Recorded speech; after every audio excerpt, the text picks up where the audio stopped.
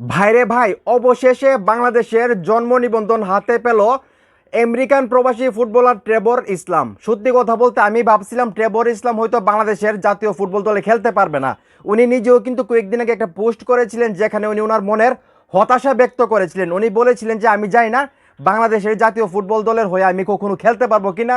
বাফুফে আমার সঙ্গে ওইভাবে যোগাযোগ করতেছে না, বা আমার যে কাগজপত্র জমা দিছি সেই ডকুমেন্টসের কোনো তথ্য আমি পাইতেছি না। এবং উনি কিন্তু খুব হতাশা নিয়ে কিন্তু বলছিল যে আমি আসলে জানি না বাংলাদেশ জাতীয় ফুটবল দলের হয়ে আমি কখনো খেলতে পারবো কিনা। আজকে যে নিউজটা আসলো সেটা জানার পর কিন্তু ট্রেভর ইসলামের যারা ভক্ত আছেন, যারা বাংলাদেশ জাতীয় ফুটবল দলটাকে ভালোবাসেন, আপনারা কিন্তু খুশি হয়ে যাবেন। যেখানে বলা হচ্ছে বাংলাদেশের জন্ম নিবন্ধন পেয়েছে স্ট্রাইকার ট্রেভর ইসলাম। তো ট্রেভর ইসলাম কিন্তু দুর্দান্ত একজন ফুটবলার।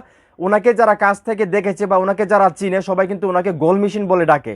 মানে ওনার কিন্তু অনেক ট্যালেন্ট এবং অনেক প্রতিভা। উনি কিন্তু দুর্দান্ত একজন ফুটবলার এবং স্ট্রাইকার, এবং উনি কিন্তু আমেরিকার ক্লাবে খেলে এবং ওনার কিন্তু পারফরমেন্স দুর্দান্ত। সবাই কিন্তু চাচ্ছে ট্রেভর ইসলাম কোনোভাবে বাংলাদেশের জাতীয় দলের হয়ে খেলুক। এখন দেখার বিষয় আসলে কবে উনি জাতীয় দলে ঢুকতে পারে। আমি তো চাই আসলে সাফ চ্যাম্পিয়নশিপের আগে উনি ঢুকুক, কিন্তু সেটা আসলে সম্ভব হচ্ছে না হয়তো বা। যেটা বলা হচ্ছে যে নভেম্বর ডিসেম্বরের দিকে হয়তো বা উনি বাংলাদেশ জাতীয় ফুটবল দলের সঙ্গে সম্পৃক্ত হতে পারেন।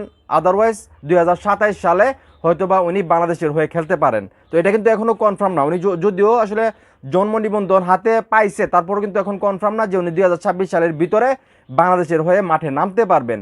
তো আমি জানি না আসলে কেন এই লেট হচ্ছে, কারণ উনি কিন্তু হতাশা ব্যক্ত করছে, কারণ লেট হওয়ার কারণেই। উনি বাংলাদেশের একজন কি বলবো, একজন তারকা এবং বাংলাদেশের একজন মানে সম্পদ হইতে পারে ফুটবলের জন্য। সেইখান থেকে ওনাকে স্পেশালি সরকারিভাবে সুযোগ সুবিধা দিয়ে যত দ্রুত সম্ভব ওনার কাগজপত্র রেডি করা দরকার, ঠিক না? আমি যেটা মনে করি সেইখান থেকে ওনার কাগজপত্র ঠিকভাবে রেডি হচ্ছে না। এতদিনে ওনার জন্ম নিবন্ধন হয়েছে বাংলাদেশের। তো কিসের প্রবলেম হচ্ছে, কেন এই লিডটা হচ্ছে, এটা একমাত্র বাংলাদেশের ফুটবল ফেডারেশন বলতে পারবে তাদের কোথায় কি প্রবলেম, ঠিক না? এটা তো আমরা বলতে পারবো না। আমরা জাস্ট চাই যত দ্রুত সম্ভব ট্রেভর ইসলাম আসলে বাংলাদেশের হয়ে খেলুক। এখন ওনার যদি আসলে এভাবে লেট হয়, 2026 সালে যদি উনি নামতে না পারে, একটা খেলোয়াড় কয়দিন বাংলাদেশের জন্য অপেক্ষা করবে? ওনারও তো কেরিয়ার আছে, ওনারও তো ভবিষ্যৎ আছে। উনি কি মানে সারা জীবন বাংলাদেশের জন্য বসে থাকবে? তো আমি জানি না আসলে। যাই হোক, দিন শেষে একটাই আসলে খুশির খবর, যেটা যে বাংলাদেশের জন্ম নিবন্ধন উনি করতে পারছে ট্রেভর ইসলাম।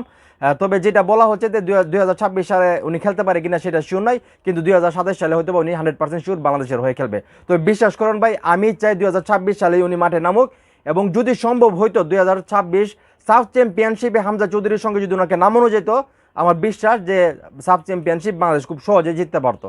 তো যাই হোক, দিন শেষে আমি যেটা বললাম এটি আমাদের খুশির সংবাদ যে অবশেষে বাংলাদেশের জন্ম নিবন্ধন ট্রেভর ইসলাম করতে পারছে। মানে আমাদের হাতে আর কিছু নাই, এতটুকু নিয়ে আমরা খুশি থাকি। তো এখন এই মুহূর্তে যারা আমার এই ভিডিও দেখতেছেন, আমি যে বললাম ট্রেভর ইসলামের মতো যারা ফুটবলার আছে বা ইম্পর্টেন্ট পার্সন আছে, তাদেরকে সরকারি বা কাগজপত্র এগুলো ঝামেলা না করে তাদেরকে স্পেশালি সরকারিভাবে আসলে এই কাগজপত্রের যে ঝামেলাগুলো সেগুলো সমাধান করা উচিত। যত দ্রুত সম্ভব তাদেরকে বাংলাদেশের হয়ে খেলার সুযোগ দেওয়া উচিত, এত মানে মানে গুরপাক না খাওয়ে, আমি যেটা মনে করি আর কি। তো আপনারাও কি আমার মতো মনে করেন, বা আপনাদের কোনো সাজেশন আছে এই ব্যাপারে, সেটা অবশ্যই কমেন্ট করে জানাবেন। ভিডিওটা ভালো লাগলে অবশ্যই শেয়ার করবেন।